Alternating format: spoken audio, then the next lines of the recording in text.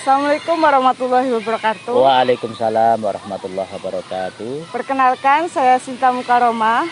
Di sini saya telah bersama Bapak Haji Supriyanto selaku pemilik objek wisata Mulyani Garden Swimming Pool yang beralamat di Desa Kalijaran, Kecamatan Karanganyar, Kabupaten Purbalingga. Di sini saya akan berbincang-bincang dengan Bapak Haji Supriyanto mengenai manajemen pengelolaan tempat wisata. Baik Bapak, kita mulai nih Pak. Ini tuh awal berdirinya Mulyani Garden Swimming Pool. Apa sih ide yang mendasarinya Pak? Oh iya, awal mulanya ini pas kebetulan ya, saya jadi kepala desa. Dulu saya punya angan-angan cita-cita desa Kalijaran itu mau bikin desa wisata. Itu awal mulanya. Saya sampaikan ke teman-teman perangkat, mungkin karena bukan basicnya bisnis, sehingga saya tawarkan kurang nyambung. Kemudian juga saya tawarkan ke masyarakat, ya, ke masyarakat juga akhirnya mungkin masyarakat juga kebanyakan dari desa Kalijaran itu petani, sehingga saya tawarkan ke masyarakat pun juga kurang nyambung. Mungkin dunia bisnis itu memang tidak semua orang bisa.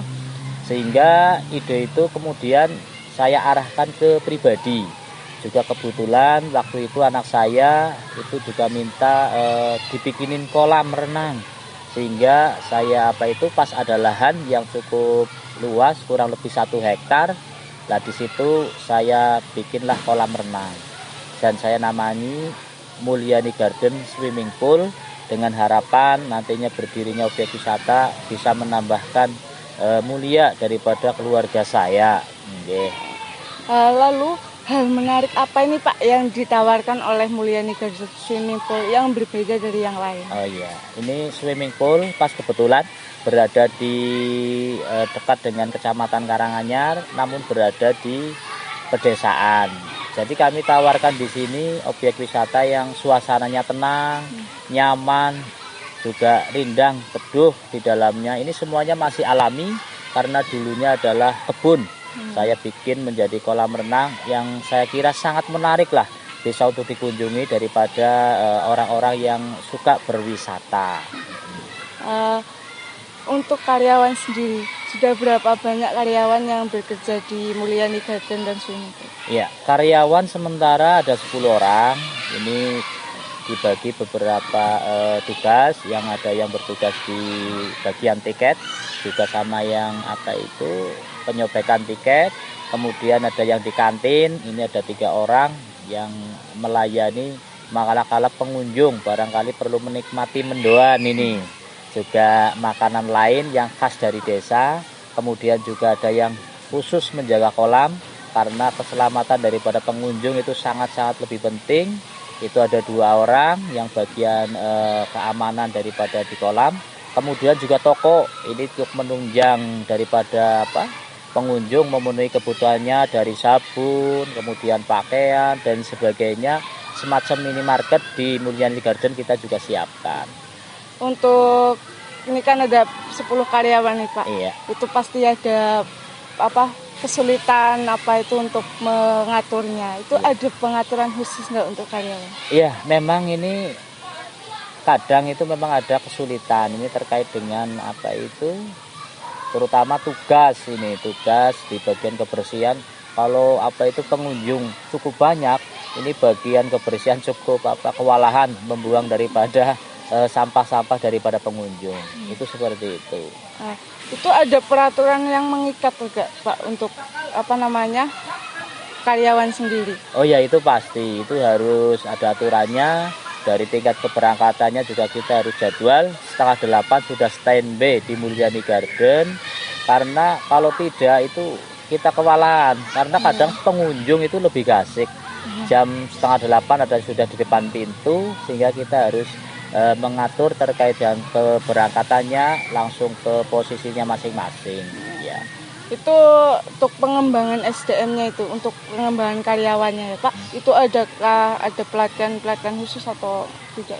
Ya, sementara belum, paling kita melaksanakan meeting itu ya hampir setengah bulan sekali lah kita laksanakan meeting dalam rangka kita ketemu dengan karyawan manakala ada kendala-kendala yang ada, sehingga kita perlu meetingkan bersama, musyawarah bersama, sehingga setelah meeting nanti suasana jadi lebih bagus lagi.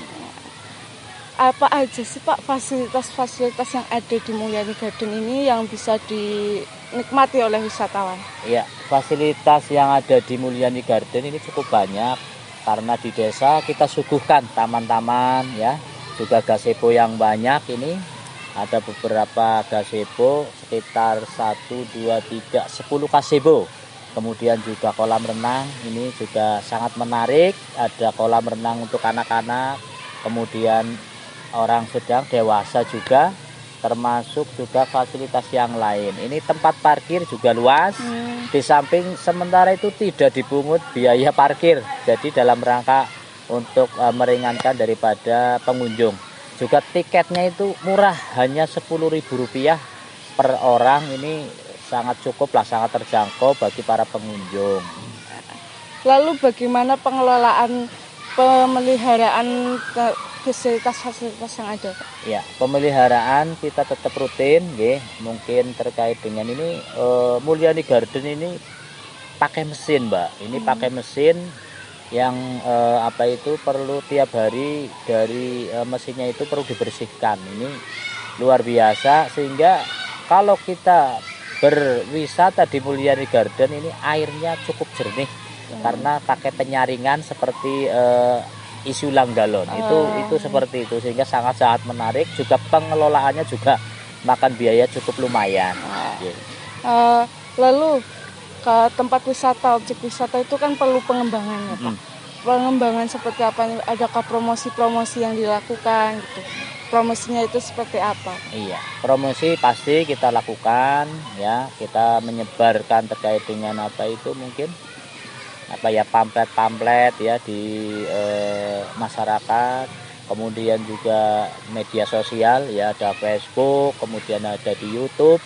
Kemudian juga kita siaran promosi pakai mobil juga kita lakukan untuk masyarakat lebih tahu terkait dengan objek wisata Mulyani Garden. Jadi itu promosi itu sangat luas ya Pak diganangkan. Iya, harus sangat luas sih, alhamdulillah. Lalu adakah kerjasama yang terjalin ke pihak lain tentang pengembangan wisata ini, Pak? Ya, sementara kalau Mulyani Garden itu masih pribadi. Namun ke depan di sebelah itu ada objek wisata pertanian yang nantinya dapat bersinergi bekerjasama dengan Mulyani Garden ke depan. Itu sampai juga dari pihak sekolah kemarin ada yang menghadap ke saya dari MI itu juga berkeinginan punya usaha, sehingga saya arahkan gandeng dengan nantinya pertanian, itu objek wisata pertanian. Lalu pengelolaan keuangan nih Pak, kan sangat krusial banget. Pengelolaan keuangan di Mulyani Garden ini bagaimana Pak? Iya, kalau keuangan kita itu kalau sore sudah semuanya terkumpul, kita hitung, kita kalkulasi 1 bulan dapat berapa, untuk bayar karyawan berapa, untuk pengelolaan juga berapa terkait dengan fasilitas-fasilitas sarana di Mulyani Garden.